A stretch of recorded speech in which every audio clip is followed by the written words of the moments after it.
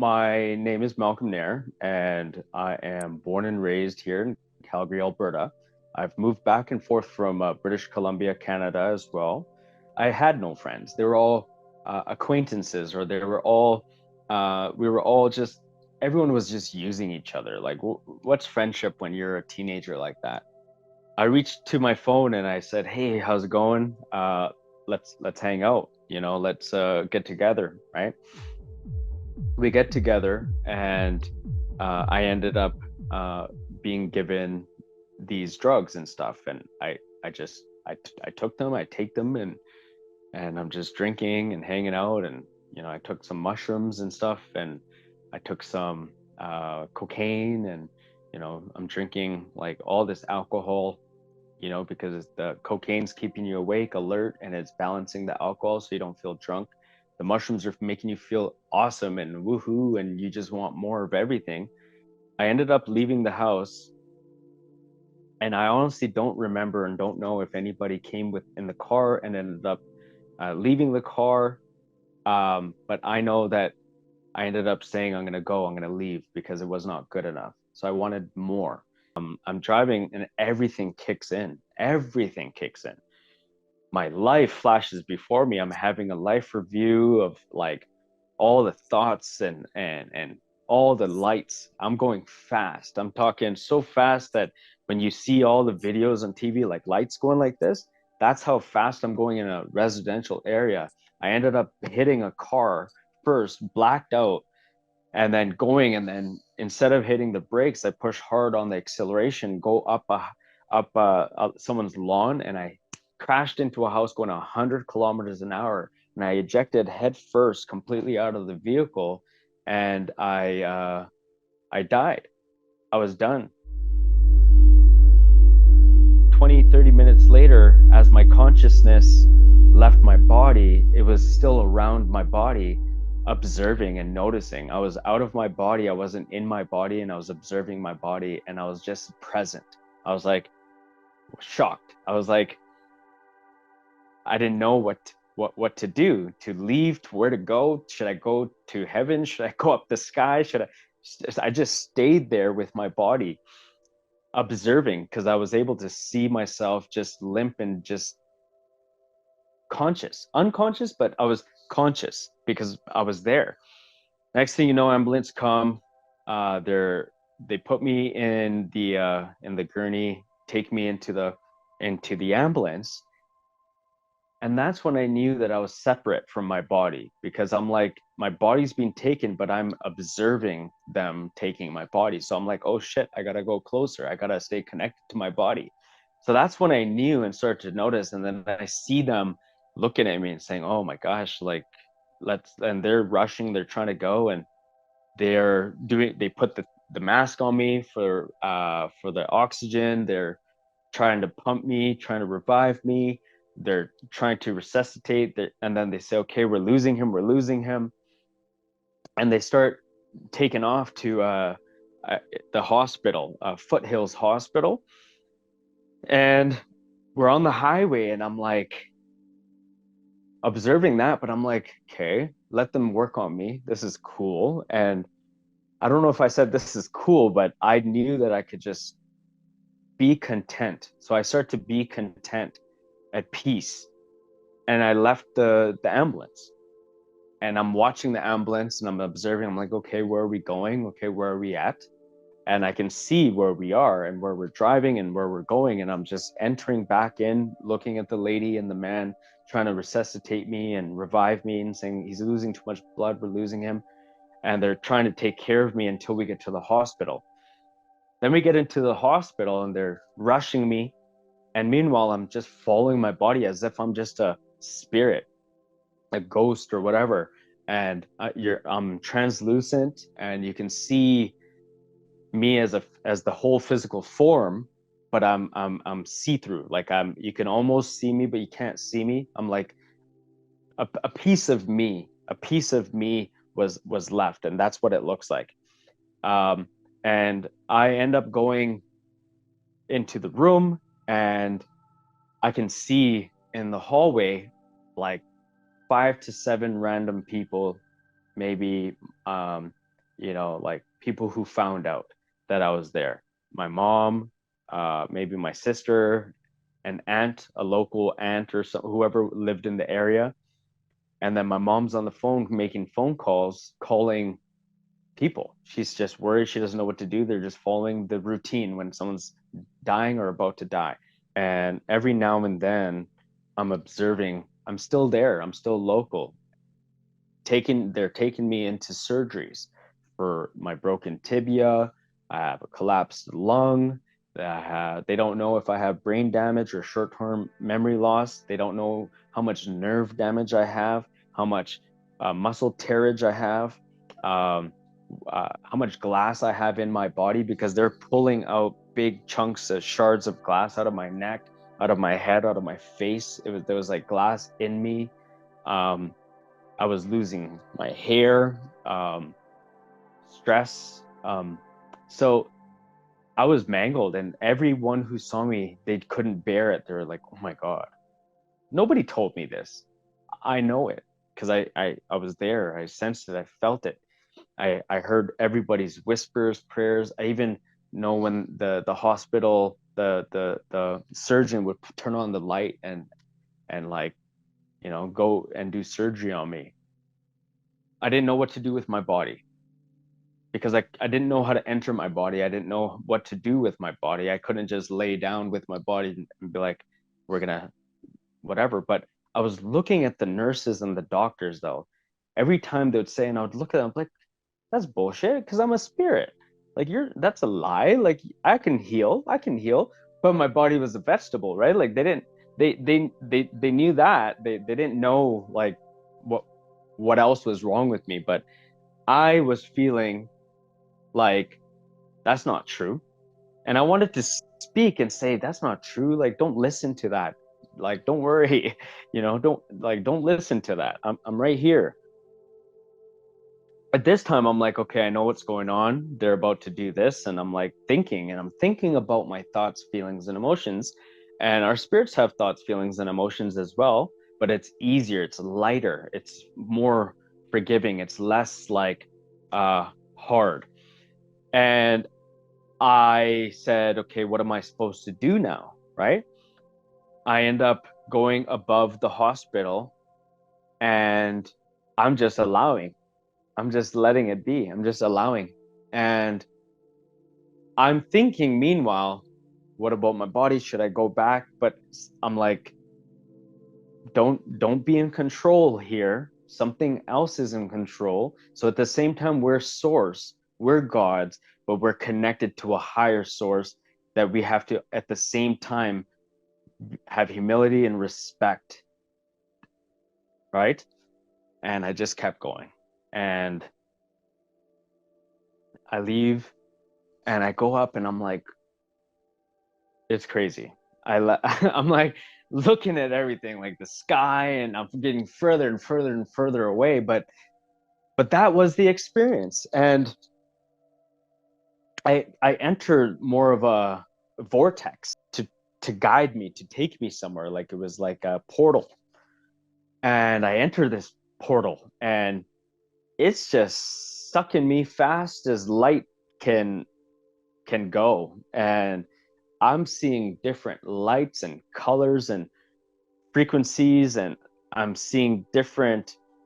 The only way to say it is almost like the lights were galaxies, but the lights, and then there was darkness in the midst of it. So it's through space, but there's lights, and you're in a funnel at the same time. I know that there's blackness, and I know that I'm leaving the blackness. That's why there's blackness behind me.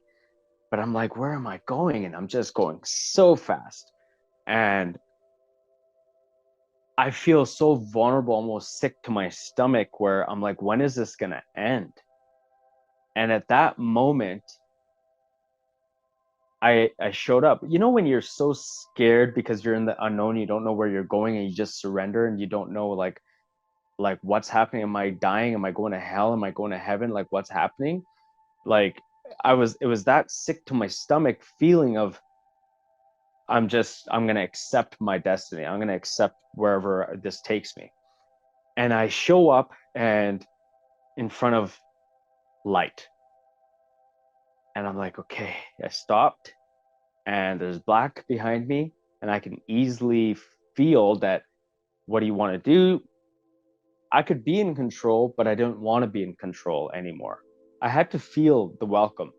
Um, I entered this white light and I go into this white light and it's a realm. It's like a presence. It's like a feeling. It's like a symphony. It's like a angelic comfort and understanding and emotion, but like a like a forgiveness emotion, like a compassion, like, wow, how was that journey? You're here now. Like, that was your experience. How did you like Earth and that realm? And it was like like someone sends you away off on vacation for decades, for like years or whatever, however long this physical world is, and you come back home.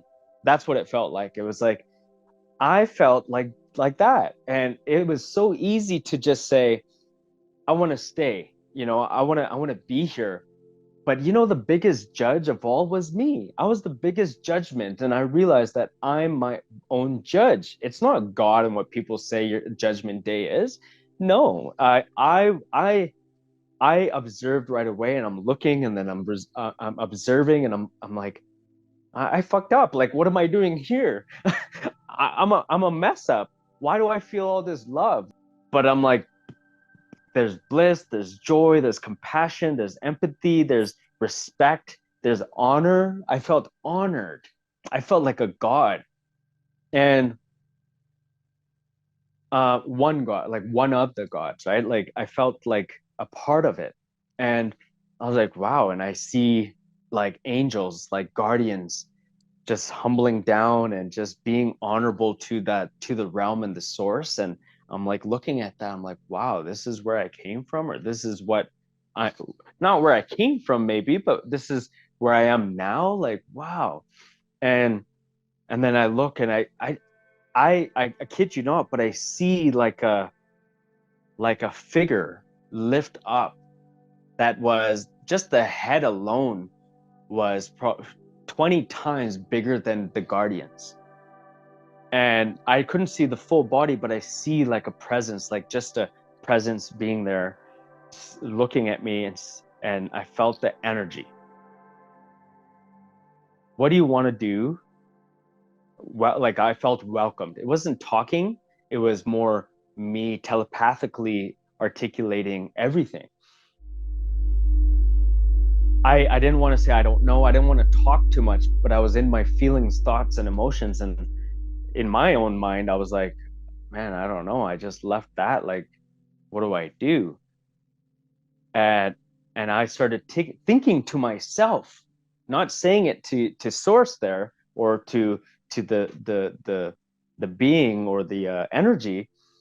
I started to say, but what I could have, man, my mom, my son, I left this, I was abusive there all my whole life entirely. And I'm looking down like, oh, I could have, so I'm here now, but that's how I could have handled it. That's what they were feeling, or that's why I could forgive them like that. That's easy. I could I could forgive myself. I could talk. I could communicate. I could be in harmony. I'm like, damn, I could have, would have, should have. I'm like, I could go back. I could go back. I'm like, oh, it's so good here. What do you want to do? And I'm like, I want to go back. Are you sure? I was not given any lessons. I was not saying, bro, you think it's gonna be easy, but you don't know what you're in for. Like, I wasn't warned. So I was just asked again, are you sure? And I'm like, I had, that moment was an oath, a commitment, and a sacrifice. Another thing that's very important we need to understand. So I made an oath. I was making an oath. I was commanding and demanding. I was compelling and dwelling. And I said, I'm sure. I sacrifice, I commit. I was committing to myself. And I was doing this to get to get a trust, to get a signal of, I believe you. Okay, you're welcome. You're welcome. You're welcomed. So as soon as I was honored and respected and welcomed as a student, as a spirit, as an angel, as a God, as a piece of source to go back, as soon as it was okay, I went back. And I left and I go back around. I leave the white and I enter the vortex or the realm or the portal to take me back. And it was easier to go back. It was, I knew where I was going this time. And my heart sank, and my feelings sank, and my emotions sank, and my mind sank, and the divinity left. I felt a little emotional. I felt hurt, pain, sad, resentment, anger, contemplation, justification. And I started asking, reasoning, and saying, why? So the connection was gone. I was disconnected from that connection, that feeling of joy, bliss, and compassion, and harmony, and trust, and honesty. And I come back into this earth, this realm, the atmosphere, the clouds, and go back, see the hospital. So I've transformed, and I've really been able to take a look at everything, and I've asked myself, how do I turn? I asked her, how can I serve? How may I serve? And I would get more whispers. Oh, you got to leave your family. Oh, you got to change. Oh, you got to grow past this. Oh, you got to, you know, you got to sacrifice. Or I would end up doing different things now. Like, for example, I would ask myself how to take my pain and suffering and everything to be able to turn it into an easier baby step process for someone else to do without having to go through the pain and suffering and dying to realize that they could have, would have, or should have done it differently. How do I put these lessons into bite-sized realizations and aha moments and revelations for people to achieve? And that's what I have done with guided intelligence. I've received that, and that's what I do with guided intelligence. And people can find me at www.guidedintelligence.ca, or search that anywhere, or my name, by my name, Malcolm Nair.